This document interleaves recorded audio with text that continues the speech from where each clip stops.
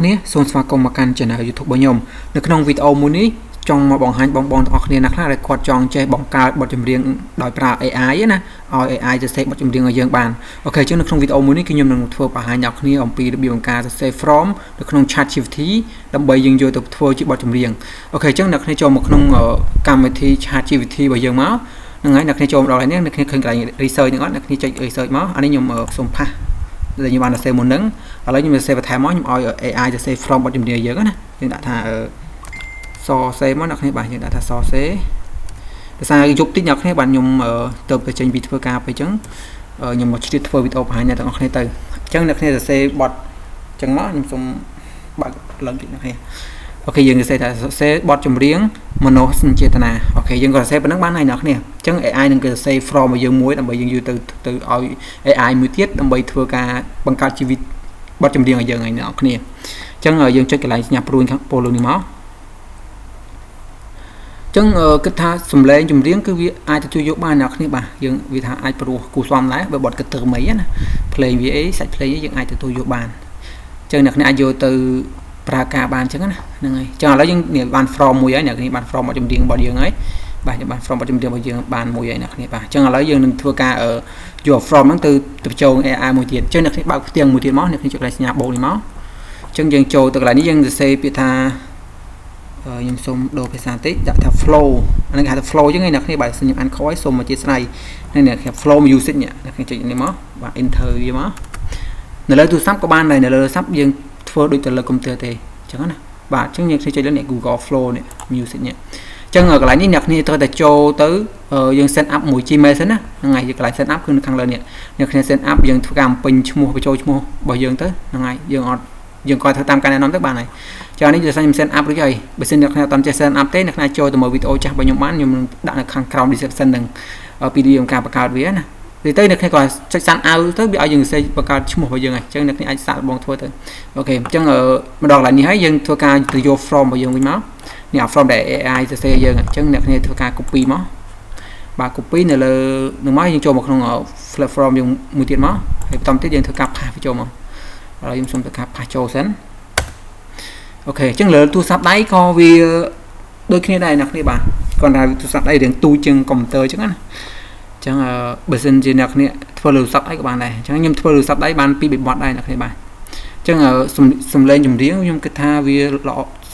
វាព្រោះគូស្វាមដែរយើងអាចទទួលយកបានជាមួយនេះខ្ញុំសរសេរបទមនោសញ្ចេតនាអញ្ចឹងដឹងថាចម្រៀងហ្នឹងវាសរសេរឲ្យយើងហ្នឹងយើងអាចស្ដាប់បានអត់អញ្ចឹងណាអញ្ចឹងយើងរងចាំតិចសិនមកពងនាការអ្នកគ្នាវាចិត្តពេញហើយអញ្ចឹងយើងធ្វើការរងចាំវាតិចទៅមើលសាច់ភ្លេងចម្រៀងវាមិននិយាយទៅយើងអាចធ្វើការ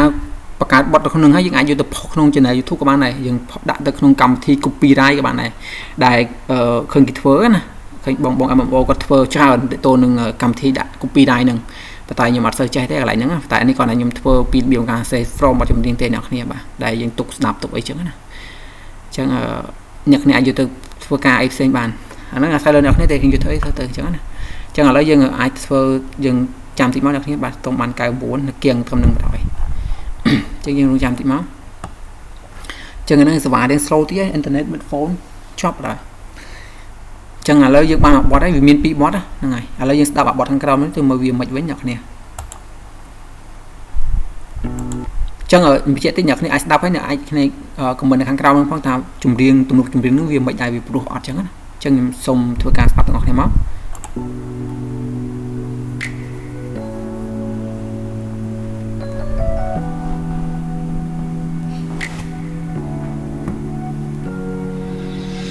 ថ្ងៃនឹងដើរចេញពីជីវិតខ្ញុំ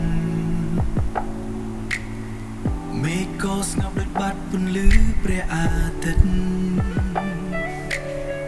រូបភាពចាំងនៅតែវិលក្នុងចិត្តទុំពេលវេលាកន្លងក៏មិនអាចលុបបានខ្ញុំព្យាយាមភ្លេចតែបេះដូងមិនព្រមរត់ទីកន្លែងនៅមានស្នាមអ្នកស្នេហ៍ដែលធ្លាប់សន្យាមិន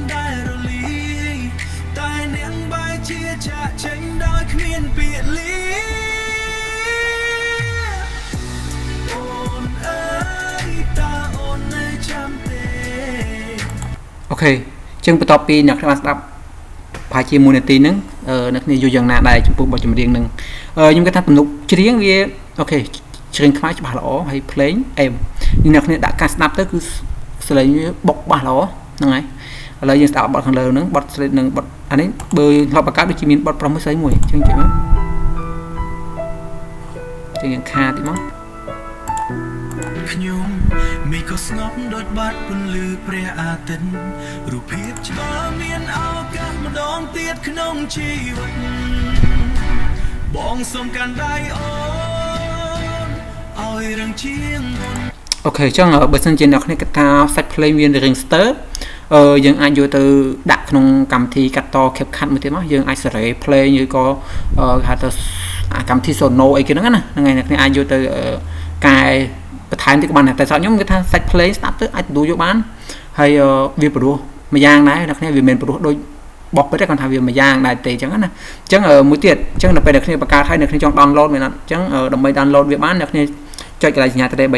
បាទអ្នកឃើញកន្លែងចាំអីមកអូខេបន្តទៀតអ្នកគ្នាក៏ពិថា download នេះអូខេ download ហ្នឹងបងប្អូនយកអា file ខាងយកមួយណាក៏បានដែរអា3នេះណា3ហ្នឹងអ្នកគ្នាយកមួយណាក៏បានដែរអញ្ចឹងណាខ្ញុំយកខាងក្រោមនេះមកអូខេអញ្ចឹងបន្ទាប់ពី download ហើយគឺវានឹងចូលទៅក្នុងកុំព្យូទ័ររបស់យើងហើយអ្នកគ្នាបាត់អញ្ចឹងអ្នកគ្នាអាចយកបទហ្នឹងទៅប្រើការបានហើយអញ្ចឹងអត់មានអីពិបាកទេពីរបៀបការសរសេរនោះសំខាន់ឲ្យអ្នកគ្នាសរសេរ from ឲ្យ AI សរសេរយើងមកនេះអ្នកគ្នាចង់បង្កើតបទ remix